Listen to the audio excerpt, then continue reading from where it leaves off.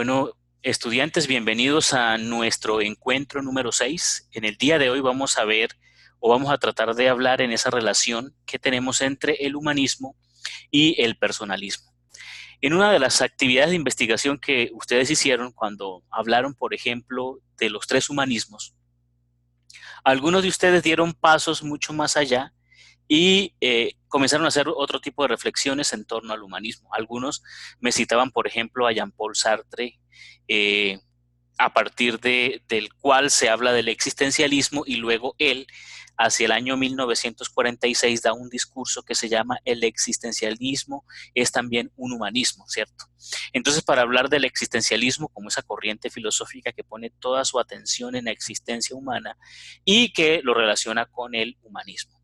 Pues bien, hoy vamos a hablar de una corriente que es más o menos nueva, se da a partir de finales de principios del siglo XX, que tiene un núcleo de reflexión prácticamente que se da en el contexto de las guerras mundiales, una filosofía de origen cristiano, es decir, el personalismo es una filosofía cuyo fundamento es la persona humana y por tanto ese concepto de persona es un concepto cristiano. Se deriva del cristianismo. De hecho, en el mundo griego, la palabra persona, que viene del griego prosopon, representaba era la máscara de los actores griegos, ¿no? Es decir, el actor salía al escenario y simulaba un personaje. Esa máscara representaba a ese personaje, ¿cierto?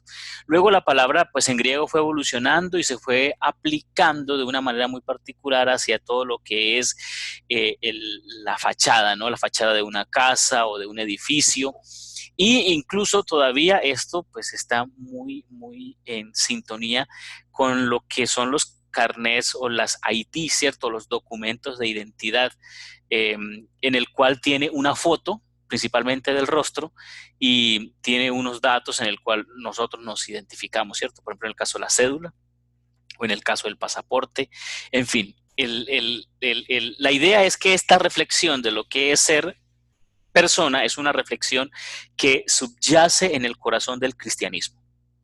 No es una reflexión como que se deriva de otras fuentes, no, desde luego tiene raíces griegas, pero su fundamento va a ser la teología de la Edad Media, en el cual pues se va a elaborar la doctrina de las tres divinas personas, ¿cierto? Es decir, el concepto de persona primero se aplicó a Dios y luego se aplicó a nosotros los seres humanos.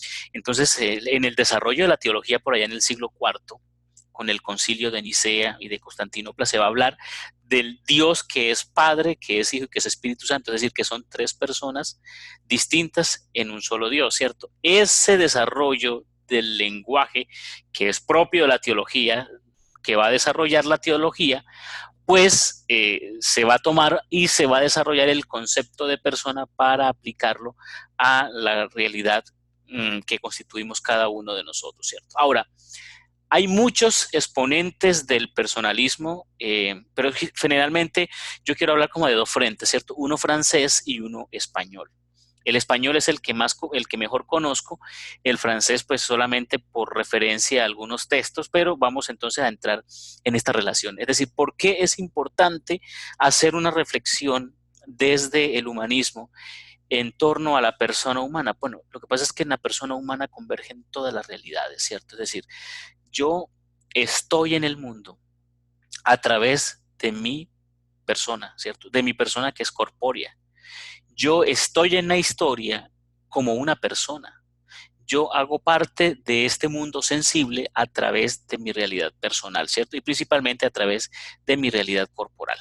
Bien, entonces el humanismo y el personalismo, vamos a ir entrando. Uno de nuestros primeros autores eh, eh, filósofo francés que nos va a centrarnos en el tema de lo que es el personalismo es Jacques Maritain. Maritain es un filósofo francés, viene del protestantismo, se convierte al catolicismo cuando tenía 24 años, estudió a Santo Tomás de Aquino, en su libro Humanismo Integral, así se llama el libro de Maritain.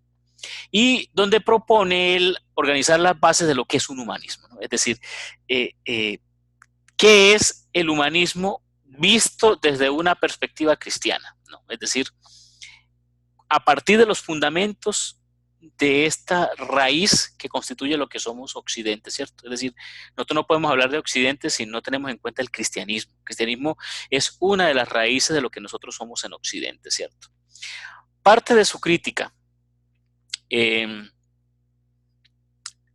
a partir de un enfoque en torno a la antropología, ¿no? Para él, la antropología de alguna manera se ha alejado un poco del centro, que es el hombre, debido a que en el siglo, a finales del siglo XIX y principio del siglo XX van a aparecer lo que son los totalitarismos, ¿cierto? Tenemos el totalitarismo alemán con el nazismo, por ejemplo, tenemos el totalitarismo italiano con el fascismo, tenemos el totalitarismo de la Unión Soviética con el socialismo o con el sistema socialista que aparece, ¿cierto? En el cual el poder y todo el centro de reflexión está en el sistema, pero no en la persona. Y la persona se ve simplemente como un individuo que conforma la sociedad, de alguna manera aislado, pero sin ningún protagonismo como se pretende, ¿cierto? El personalismo lo que pretende es traer a la persona y reivindicarla, ¿cierto? El hombre, más que individuo, es persona. Esa es la filosofía o es el fundamento de Jacques Maritain. El hombre es persona y como persona es un ser abierto a las relaciones con los demás hombres y con Dios. Es un ser capaz de amar, un ser capaz de poseerse y de darse. Aquí esto es una cuestión muy interesante. Por ejemplo, Julián Marías, cuando va a hablar de la persona, él va a decir que la persona es la única realidad que se interpenetra. Es decir, nosotros somos los únicos seres que podemos estar habitados o penetrados por otras personas. Por ejemplo, las relaciones de amistad en el cual nosotros tomamos cosas de los amigos o de las amigas, ¿cierto? Las relaciones de pareja donde incluso llegan a parecerse las parejas hasta físicamente, ¿cierto? Y que se llegan a desarrollar un lenguaje tan especial que apenas simplemente con una mirada pueden decirse una cantidad de cosas o indicar una cantidad de aspectos, ¿cierto?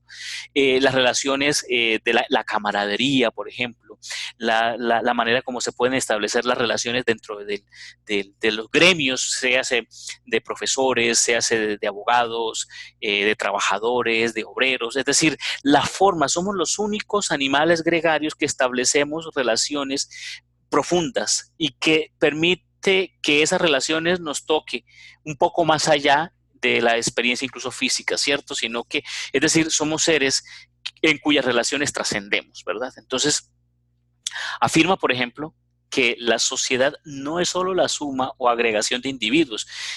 Maritain tiene un problema en aceptar la palabra individuo. Pareciera ser que para Maritain la palabra individuo nos aísla de lo que es la comunidad, ¿no? Sino una comunión, escuchen esto, de personas en las que se ha de respetar la dignidad de todo ser humano. Ahora bien, la dignidad de todo ser humano, según el cristianismo, radica en el hecho de ser hijos de Dios. Es decir, ¿dónde está la dignidad en el cristianismo? En la condición humana. Porque para el cristianismo, por ejemplo, el hecho de que Cristo se haya hecho hombre eleva la condición humana a la categoría de hermanos, ¿cierto? Es decir, todos somos hermanos en Cristo, todos somos uno en Cristo, dice San Pablo, por ejemplo. El cristianismo lo que hace es establecer entonces una relación horizontal, por eso se habla de la comunión de personas, porque el fundamento de esta comunión es la dignidad humana y esa dignidad la tenemos por ser hijos de Dios, ¿verdad? Entonces, esto desde una perspectiva cristiana, desde una perspectiva judía, el concepto de hijo de Dios no está desarrollado, pero sí entra el concepto de criatura, ¿no? Es decir, somos creados por Dios y por tanto gozamos de un privilegio, de una dignidad, ¿cierto? Bueno, esto así, digamos que abuelo de pájaro, ¿cierto? Según Maritain, a partir del Renacimiento, el hombre comienza a ver su propio destino y su propia libertad desligados de todo vínculo con Dios. Recuerden ustedes, como decíamos, que a partir del Renacimiento se da un giro en la relación con el mundo. Ya no es Dios el centro como lo era en la Edad Media, sino que es el hombre el que está en el centro. A él solo le compete ya crear su propio destino. Nos referimos al hombre, ¿cierto? A él solo le corresponde intervenir como un Dios mediante un saber dominador que absorbe en sí mismo y que supera toda necesidad en la conducta de su propia vida y en el funcionamiento de la gran máquina del universo, abandonado a merced del determinismo geométrico, es decir, abandonados a la naturaleza, lo está diciendo, ¿cierto? En su libro Humanismo Integral. Entonces, es muy interesante, a partir del Renacimiento, el hombre es el que tiene el protagonismo, ¿cierto? Es él el que tiene que inventarse a sí mismo, crear su destino. Ahora, ¿cómo hace el hombre para inventarse a sí mismo? ¿Qué quiere decir inventarse a sí mismo? Quiere decir que el hombre no está determinado, que una de las características de la persona es que la persona es una realidad que no está nunca acabada, es decir, que siempre está en proyecto, en constante desarrollo. Por eso estamos hablando de que el humanismo debe ser una reflexión constante en todas las áreas, porque es que siempre estamos en esa posibilidad de ser proyecto humano, siempre. El fin propio de la sociedad es el desarrollo de todos los ciudadanos, pero ya no como individuos, sino como personas. El cristianismo, lo afirma él, tiene la fuerza verdadera para crear una auténtica y plena comunión de personas. Maritain es enemigo de todos los estatalismos y defiende la democracia, es decir, él está en contra de todas las formas de poder totalitario, ¿no? Es decir, donde el poder se concentra en unos organismos, llámese el Estado, o llámese el partido, en fin. Y defiende el ideal de la democracia, que lo defiende la mayoría de las personas que tienen, pues, digamos que una concepción humanista del mundo. La mayoría, todos defienden las democracias liberales principalmente, ¿verdad? Como esas expresiones donde la persona puede desarrollarse. Así, digamos que en breve, este es el pensamiento de Jacques Maritain. Es desde luego interesante decir que el estudio de la obra de Jacques Maritain fue obligatorio dentro del catolicismo, principalmente después de la Segunda Guerra Mundial, ¿no? Se estudió mucho en los seminarios y todavía incluso hace parte de lo que se conoce como el personalismo cristiano. Federico Martel en su libro, en el último libro donde critica fuertemente el catolicismo, hace una mención a Maritain y lo habla en una perspectiva personalista desde luego, pero siempre como una especie de, el código Maritain es como una especie de código sacerdotal, ¿no? De código religioso, en el cual las relaciones humanas se ven como desde esa perspectiva, ¿no? De la persona, de la individualidad. Es muy interesante, pues les recomiendo que le den de pronto una lectura a los que puedan. Bien, en la misma línea francesa tenemos otro filósofo, Gabriel Marcel. Él es un filósofo existencialista, es decir, su reflexión pues digamos que a orientar en torno a la existencia humana. También es convertido al catolicismo, pero solamente cuando estaba mayor, como 40 años. Es el primero en plantearse una tesis personalista en el humanismo cristiano. Este ya lo define y ya lo establece. Es decir, que existen varias formas de humanismo, ¿no? No solamente el humanismo religioso cristiano, sino que hay otras formas de contemplar lo humano. Entonces, en la teoría de Gabriel Marcel, nos dice que el hombre pues es un ser que puede crecer en la dirección del ser o en la del tener. Puede crecer teniendo más cosas o siendo más. Es decir, en nosotros está la posibilidad de construirnos como proyecto o de embolatarnos a través de las cosas, ¿cierto? Ahora, pues es muy respetable, ¿cierto? Quien toma la decisión de desarrollar su proyecto de vida en torno a las cosas, por ejemplo, a la acumulación de riqueza o de fama o de prestigio, de ese tipo de realidades que son bastante volátiles, bueno, es respetable de todas maneras, ¿cierto? La cuestión es que cuando se crece siendo más, porque persona significa ser más. Se crece en la posibilidad en la cual se pueda entender de mejor manera el mundo, ¿cierto? Pero bueno, existen diversas formas de vivir. Crece en el ser cuando aumentan las relaciones humanas. Esto es muy importante. ¿Cuál es, digamos que, el termómetro para revisar si como personas hemos crecido en el aumento de las relaciones? Ahora, yo no diría solamente en el aumento y la intensificación de las relaciones humanas. Es decir, nosotros podemos tener una cantidad de relaciones humanas, ¿cierto? Pero esas relaciones no necesariamente son intensas, no necesariamente se incrementan por ejemplo, en uno de los conceptos más hermosos que nosotros tenemos eh, en la lengua española, en intimidad. Es decir, nosotros podemos estar rodeados de mucha gente, pero nuestras relaciones pueden ser, digamos que, bastante superficiales, ¿cierto? Crecemos, o es un indicativo de que crecemos como seres en la medida en que nuestras relaciones humanas se hacen intensas, ¿cierto? El hombre es un ser en un mundo de relaciones espirituales. La más importante de todas es el amor. Es decir, para Marcel, digamos que el objetivo, si existe un objetivo, si existe un fin, si existe una misión del ser humano, el único objetivo al cual apunta la existencia humana es el amor. Si no está el elemento del amor, digamos que la vida carece de toda sentido, ¿no? De toda importancia. De todos, lo más importante es la expresión del amor, ¿cierto? Ahora, Marcel también identifica que las relaciones se pueden desnaturalizarse.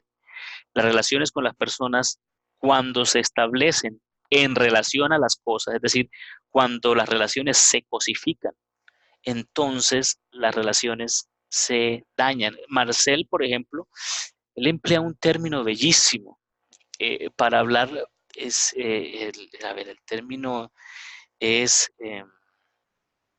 para hablar de cómo hay un sistema, hay un dispositivo en la sociedad que lo que quiere es eh, trivializar, ¿no? Lo que quiere es volver superficiales las relaciones humanas, las maneras de concebir el mundo.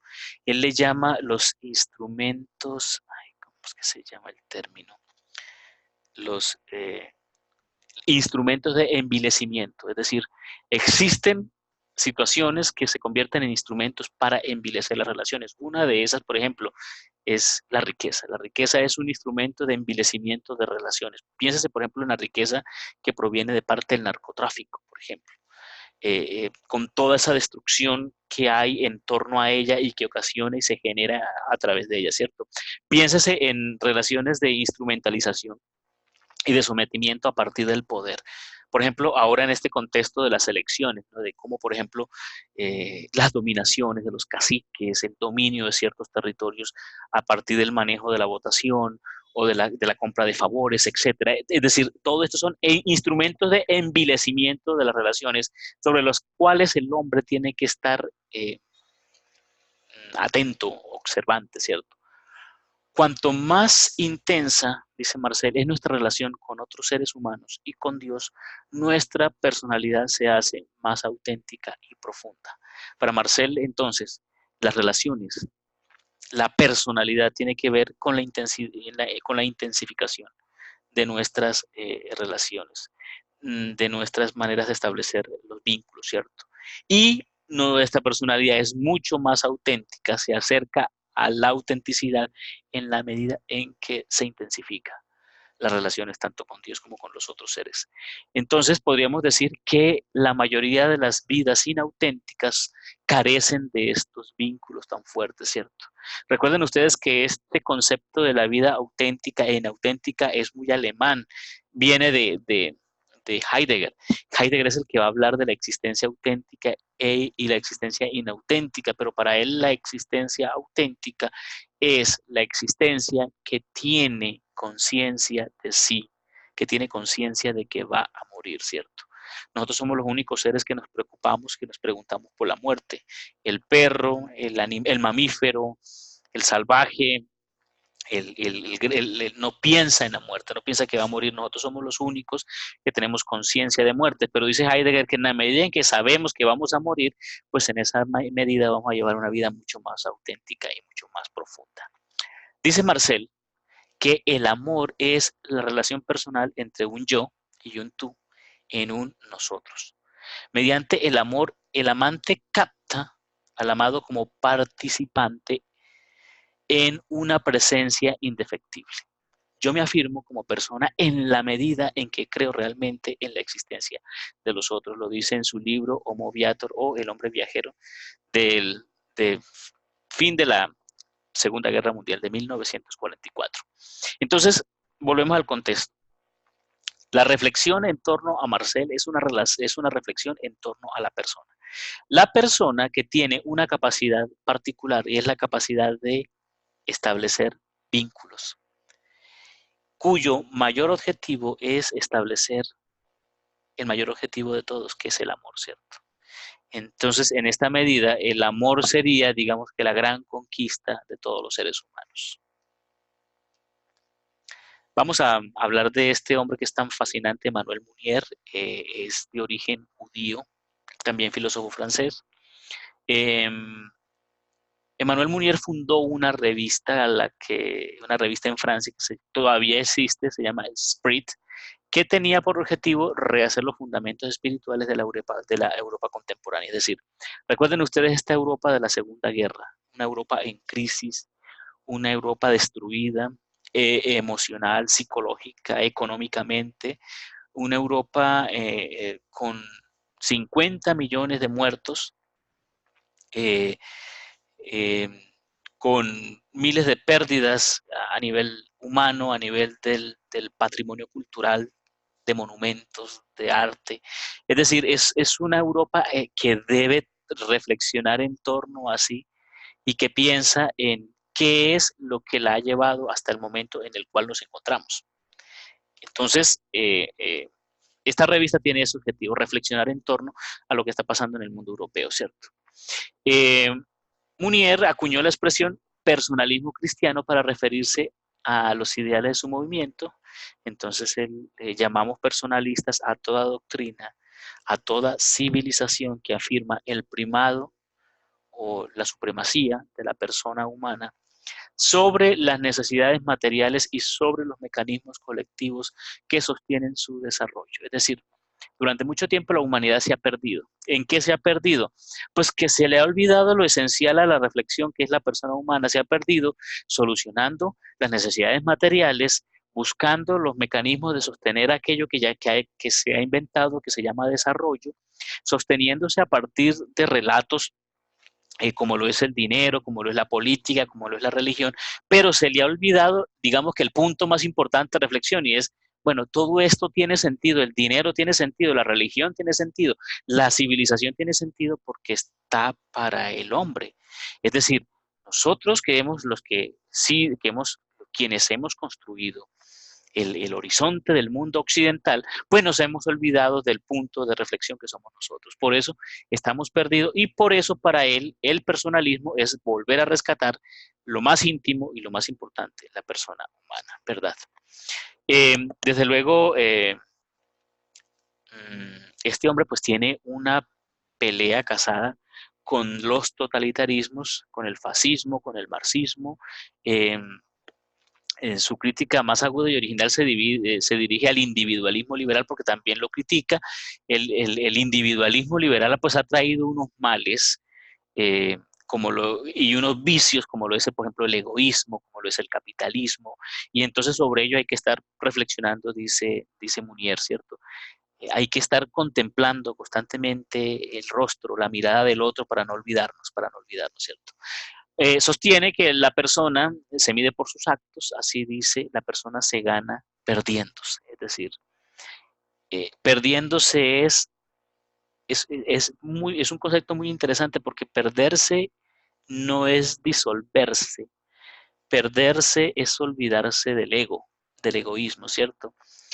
Porque la persona se posee en la medida en que se da. Es casi que el principio cristiano de Cristo, ¿cierto? Que nos dice Jesús que si el grano de trigo no muere, no cae en tierra y muere, no da fruto, ¿cierto? Es decir, perderse es morirse a lo personal, a lo caprichoso, a lo egoísta, a lo megalómano.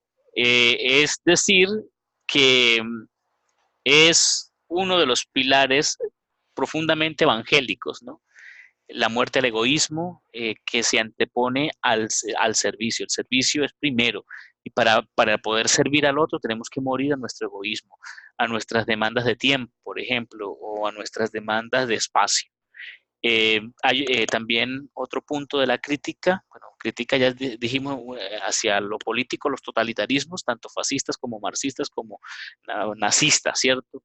Pero también critica esta sociedad egoísta que es incapaz de compartir, de darse, de entregarse, y que ha olvidado los principios evangélicos. Y un tercer momento es una crítica a la masificación y despersonalización de las sociedades modernas.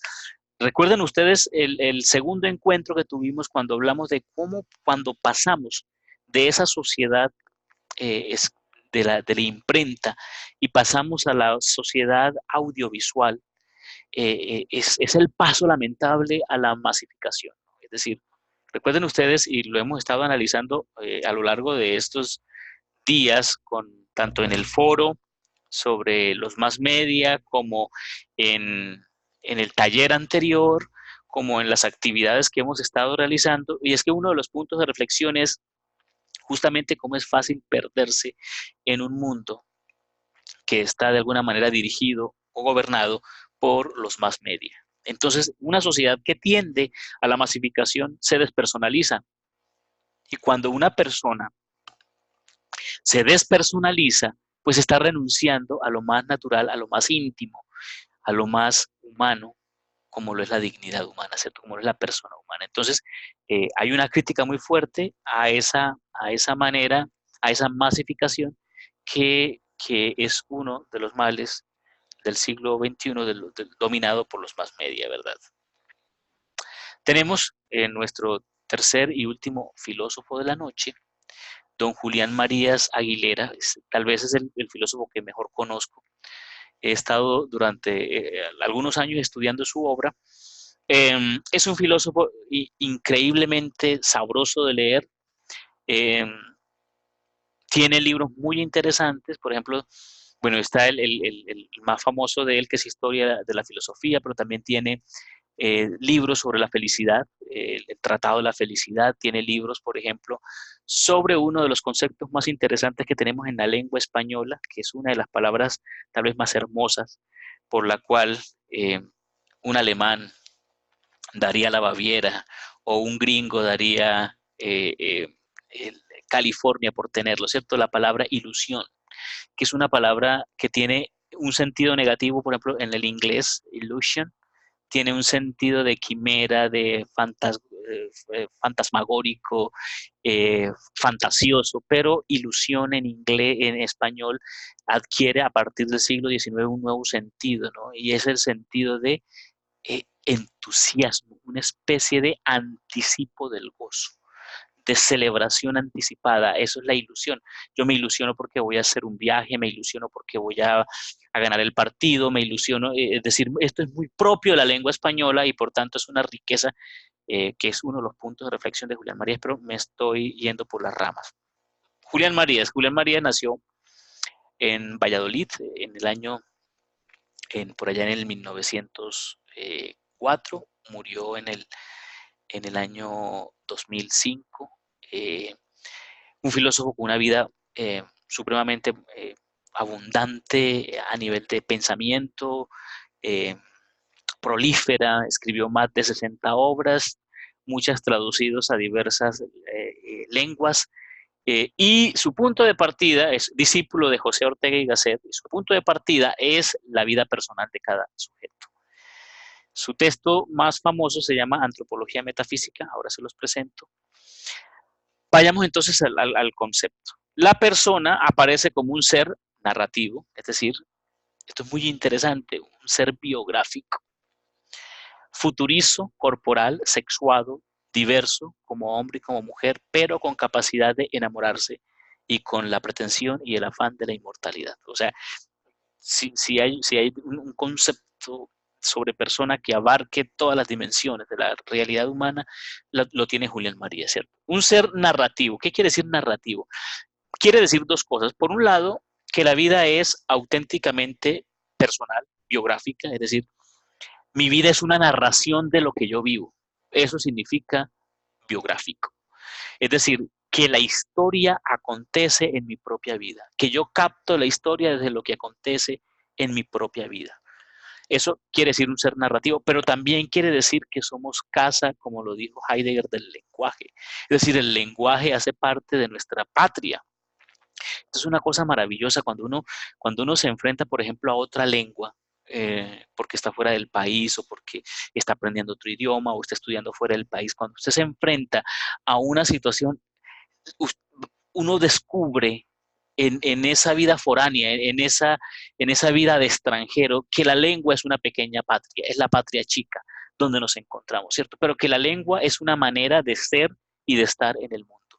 Es decir, nosotros los seres humanos estamos completamente atravesados por el lenguaje y la lengua determina incluso nuestro pensamiento. Por ejemplo, la manera en cómo pensamos nosotros los hispanohablantes es una manera muy, muy, muy, yo le llamo, empleo la expresión a veces, nosotros para expresarnos repetimos muchas expresiones. Nosotros tenemos una figura que me gusta emplear, la figura del corcho en el remolino, ¿no? Vamos y volvemos del centro hacia la periferia y volvemos otra vez sobre el concepto. Así pensamos nosotros, por ejemplo, los hispanohablantes. El gringo, por ejemplo, o el angloparlante piensa de manera distinta, piensa desde el punto A al punto B, nosotros vamos a la periferia y volvemos al centro y vamos a las periferias, ¿cierto? La persona es un ser futurizo, es decir, nosotros somos los únicos seres que tenemos futuro porque no estamos acabados. Es decir, porque nuestro presente está en tensión con el futuro. Siempre estamos haciendo planes a futuro. Estamos pensando en el futuro. Eso nos hace que somos seres de ficción. Somos los únicos seres que ficcionamos la realidad. Nos imaginamos cómo puede ser el futuro y cómo puede ser nuestro futuro personal. Vamos pensando cómo puede ser o el apartamento que quiero adquirir o la carrera que quiero hacer o el proyecto que tengo en mente o el negocio y lo proyectamos y lo creemos. Somos seres del futuro, ¿cierto? Es decir, no estamos acabados, no estamos determinados, sino que somos una realidad que es siempre abierta a lo que suceda. Pero también la persona es una realidad corporal. Es decir, yo soy yo en mi cuerpo. Yo estoy en mi cuerpo y estoy en el mundo. Y estoy en el mundo a través de mi cuerpo y en mi cuerpo. Y mi realidad es una realidad corpórea. Es decir, yo soy un quién corporal y no me entiendo a mí sin la realidad del cuerpo. Por eso es tan complicado pensar en la vida eterna. Cuando se piensa en la eternidad sin una extensión como lo es la realidad corporal, ¿cierto? Pero al mismo tiempo soy un ser sexuado, no solamente sexual, sino sexuado. ¿Cuál es la diferencia entre sexual y sexuado? Es decir, lo sexuado es una forma de estar en el mundo. Yo estoy en el mundo o como hombre o como mujer, ¿cierto? Y eso de alguna manera no me determina, pero sí me caracteriza. Desde luego, aquí entraríamos en un plano bastante delicado para discutir, por ejemplo, las nuevas formas en cómo se concibe el género, ¿no? Pero desde un personalismo como este, lo sexuado hace relación no solamente a lo genital, sino a mi manera de percibir el mundo, es decir, a mi manera de entrar en relación con la realidad. En otras palabras, a mi forma de razonar. Es decir, ¿existen razones? Sí, hay una razón que es masculina y hay una razón que es femenina. ¿Cuál es la más importante? Pues las dos son importantes. Es decir, se piensa como hombre, se piensa como mujer según el personalismo, ¿cierto? Eh, y eso determina, por ejemplo, determina la manera de lo que yo percibo. si voy al centro comercial, por ejemplo, me voy a fijar en cosas de hombres, ¿cierto? Porque hay cosas de hombres. Las mujeres se van a fijar en cosas de mujeres. Probablemente si vamos a comprar ropa, nuestros objetivos son distintos, ¿cierto? El sentido estético puede ir más en el calzado, en el caso de las mujeres, que en los hombres, en fin. Es decir, cuando hablo de percibir el mundo, hablo de una manera de estar y de ser en el mundo. Y lo somos como hombres o como mujeres, ¿cierto? Indistintivamente de nuestra orientación o de nuestra inclinación sexual, ¿verdad? Eh, y lo que María más hace énfasis es nuestra capacidad para enamorarnos. Es decir, para María el amor, igual que Marcel, es el proyecto más grande de la condición humana. Es decir, somos seres humanos en la medida en que podemos amar. Ahora, Marías habla, lo explica muy interesantemente. Marías dice que el amor es la expresión radical humana. Y a pesar de que el amor va acompañado de sentimientos, el amor no es un sentimiento, dice Marías. Va acompañado, pero el amor es distinto. El amor es una forma de estar instalado en el mundo. Yo estoy instalado en el mundo, estoy enamorado, por ejemplo, y esa manera de instalación, de estar enamorado, dice Marías, es cuando yo no puedo concebir mi vida o mi proyecto sin el proyecto de la otra persona. Cuando yo me concibo menesteroso, que necesito al otro para yo realizarme, para ser, entonces estoy enamorado, dice Marías. ¿Qué es el amor? Para Marías, el enamoramiento es la experiencia radical por el otro. Es que yo no concibo mi vida sin el proyecto del otro. Y desde luego para María es la persona eh, tiene ansia de inmortalidad. Dice María en un libro, un texto que se llama acerca del cristianismo, se llama Perspectiva Cristiana. Él dice Marías que si Dios es amor, entonces eh, Dios nos crea, no nos crea para un ratito. Marías es católico, ¿no? Sino que nos crea para siempre, ¿verdad? Y que si Dios es amor, entonces yo no soy el ser racional, sino que soy una criatura amorosa. Es decir, que lo más importante en el ser humano es el amor, ¿cierto? María dice, cada uno es responsable de su propia historia personal y social. Somos responsables de nosotros mismos, de lo que hacemos con nuestras vidas. Bueno, ahí teníamos. Quiero abrir este espacio entonces para las preguntas. Podemos hacerla a través del chat o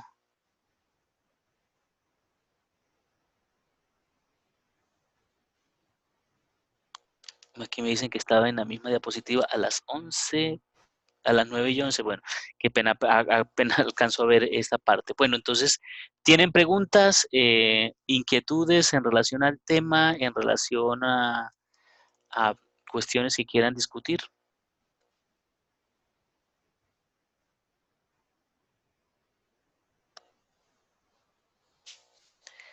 Entonces voy a irles indicando em, los libros que quiero recomendarles para este tiempo. Voy a poner un momentito la cámara. Em, bueno, este es el libro cumbre de Julián María, se llama Antropología Metafísica, es un libro de 1970. Es un libro para leerlo despacio. Sus reflexiones son supremamente profundas, me encanta, es un libro. Y uno de los temas que me parece que me llama la atención es la manera en cómo él establece, eh, como él habla, por ejemplo, de realidades que no se tocan mucho a nivel de la filosofía. Por ejemplo, él habla de la condición amorosa, de la condición sexual. Es uno de los filósofos que le dedica mucho tiempo a la reflexión en torno al amor, a lo que es la condición amorosa, a lo que es el amor y el enamoramiento.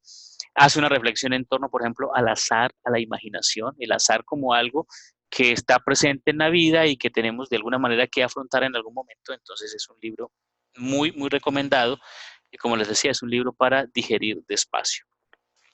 Mi recomendado para este tiempo, desde luego, es este, que ya en otras ocasiones le he compartido, 21 lecciones para el siglo XXI es el último libro de Yuval Noah Harari, es un libro del año pasado.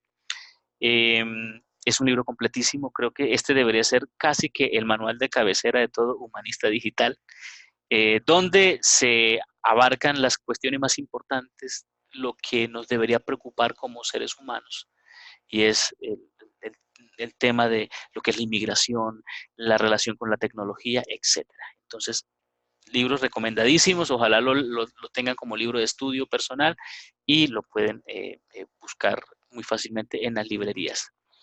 De Harari les recomiendo mucho, los tres libros son buenísimos, pero este 21 lecciones para el siglo XXI sé que les va a ayudar mucho en el contexto.